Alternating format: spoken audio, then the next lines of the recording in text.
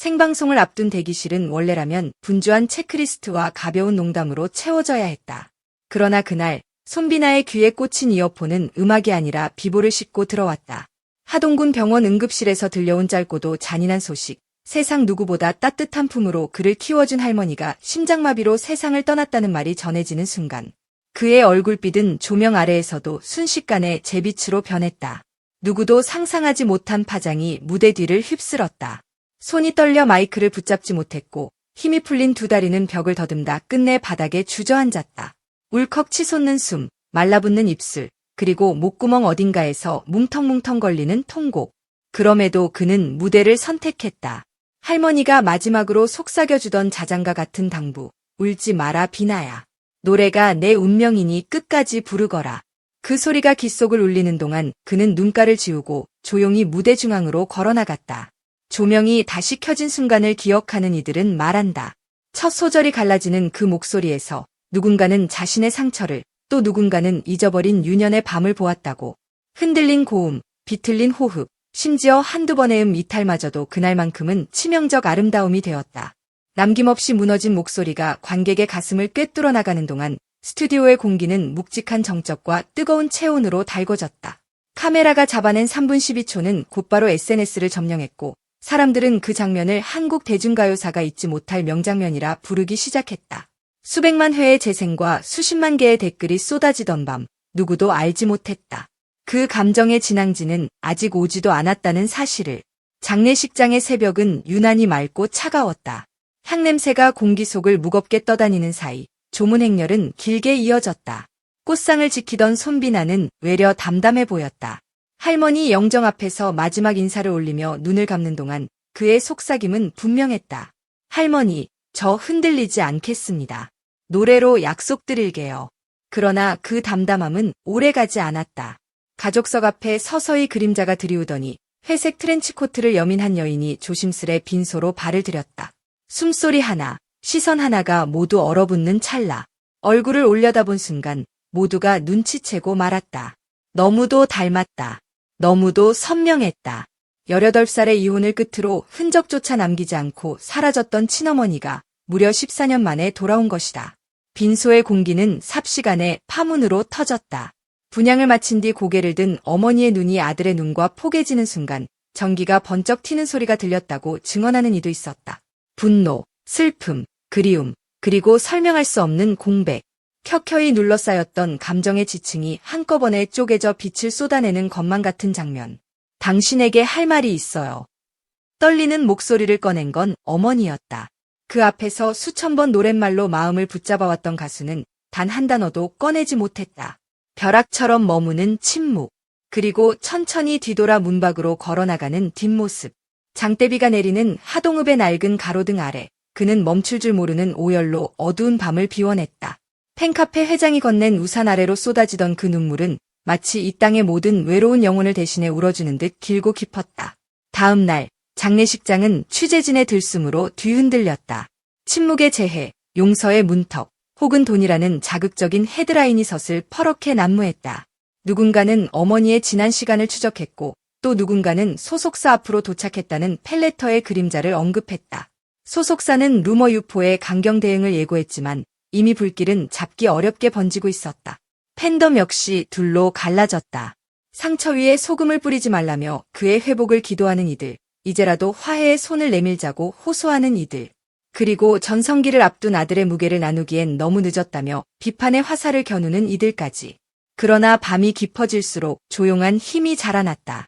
팬카페 비화별은 자정마다 촛불 릴레이를 이어갔고 우리 가수의 눈물은 더 이상 상업의 대상이 아니다라는 문장이 푸른 불빛처럼 포털 화면을 뒤덮었다. 슬픔은 소비가 아닌 연대가 되어 새벽을 밝혀나갔다. 손비나는 말 대신 음악을 택했다. 작업실 불을 켜고 오래된 카세트 플레이어를 올려두고 창문으로 스미는 강바람의 멜로디를 걸어놓았다. 나무 연필로 꾹꾹 눌러 쓴 가사에는 비 내린 대나무 숲의 냄새, 손바닥만 한 종이약을 접어 가슴에 넣던 소년의 서늘한 체온, 웃는 척하던 교복 셔츠에 젖은 주름이 고스란히 묻어났다. 엔지니어는 말했다. 마이크 앞에서 그는 절규와 자장가를 동시에 부른다. 듣는 이의 심장을 죄는 소리다. 그렇게 태어난 노래가 바로 달빛 한 줌, 할머니께였다. 제목부터 운명이었다. 손바닥에 겨우 담길 만큼 작은 빛, 그러나 밤을 통째로 건너게 하는 길잡이 같은 빛. 예고가 뜨자 어깨는 술렁였다. 손비나 특유의 호소력에 현대적 사운드를 결합한 크로스오버 트로트가 될 거라는 전망이 쏟아졌다. 사람들은 그 노래가 오롯이 한 사람을, 한 생을 기리는 기도 같을 거라고 믿었다. 레코딩이 막바지에 이른 어느 늦은 오후, 다시 한번 불청객 같은 운명이 스튜디오 문턱을 넘었다. 친어머니였다. 초췌한 얼굴, 모자란 말, 그리고 손에 든 카네이션 한 송이. 문지방에 멈춰선 그녀는 짧게 고개를 숙인 뒤 미안하다는 한마디만 남기고 돌아섰다. 그 순간 유리창 너머로 그 장면을 본 손비나는 더 이상 울지 않았다. 대신 헤드폰을 눌러쓰고 마지막 코러스를 다시 녹음했다. 눈물 대신 입가를 스치는 작은 미소로, 떨림 대신 결심의 호흡으로. 엔지니어는 재생 버튼을 멈추고 손을 모아 박수를 보냈다. 슬픔이 도착한 자리에 기도가 앉았고 공허가 비워낸 자리에 용서의 씨앗이 뿌려졌다. 발매일, 음원은 공개 3시간 만에 주요 차트를 휩쓸었다. 달빛 한 줌은 그 이름처럼 빠르게 번졌다. 검은 무대 위에 한 줄기 달빛이 내리고 할머니 영정 사진을 담은 액자가 화면 중앙에 놓이는 압도적 첫 장면의 뮤직비디오는 단숨에 수백만의 눈을 붙잡았다. 후반부 조명이 켜질 때 어디선가 무대 뒤편에서 천천히 걸어 나오는 그림자. 마이크를 쥔 손, 흔들리지 않는 시선, 끝내 미소로 닫히는 마지막 표정. 화면이 암전되며 자막이 떴다. 할머니, 저 노래 불렀어요. 이제 편히 쉬세요. 단 16글자로 전해진 작별 인사는 수많은 이들의 가슴 속에 오래 남을 약속이 되었다. 그날 밤, 서울 잠실구장에 꾸려진 임시 추모 무대는 흰 파도 같은 플래시로 출렁였다. 모인 팬만 3만. 각자의 휴대폰에서 켜진 작은 빛들은 하늘로 쏟아올린 은하수처럼 흔들렸다. 달빛 한 줌의 후렴이 거대한 합창이 되어 공중으로 떠올랐고 손비나는 무대 한가운데 우뚝 서서 고개를 들었다. 눈시울은 여전히 젖어 있었지만 목소리는 놀랄 만큼 단단했다. 그는 속삭이듯 외쳤다. 할머니 덕분에 여기까지 왔어요. 여러분이 제 가족입니다.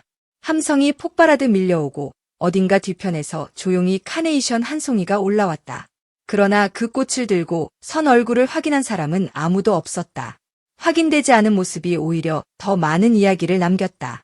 미완의 화해, 언젠가 도착할 용서, 그리고 도망치지 않겠다는 다짐. 이 모든 경랑 속에서 그가 세운 것은 성과의 그래프만이 아니었다. 첫 싱글의 소년에게 붙던 트로트 신동이라는 수식어는 이제 깊이를 더한 치유의 싱어송라이터로 바뀌었다. 생방송의 기록적인 시청률, 공개 첫 줄을 휩쓴 차트, 어느새 눈덩이처럼 불어난 팔로워 수, 연달아 매진되는 전국 투어와 스탠딩으로 흔들리던 콘서트장의 바람, 각기 다른 브랜드가 그를 향해 보낸 러브콜. 숫자들은 화려했지만 그 너머에 자리한 것은 여전히 한 곡의 진심이었다. 그는 광고판의 미소보다, 스포트라이트보다 사람들 사이에 서서 한 사람의 이야기를 노래하는 일을 더 소중히 여겼다. 그 이야기의 중심에는 할머니가, 그리고 아직 온전히 닿지 못한 어머니가 있었다. 시간은 가장 혹독한 스승이면서 가장 다정한 치료사이기도 하다. 장례식장에 나타난 어머니의 발걸음이 속절없이 남긴 상처 위로 달빛은 매일같이 얇은 붕대를 갈아주듯 내려앉았다.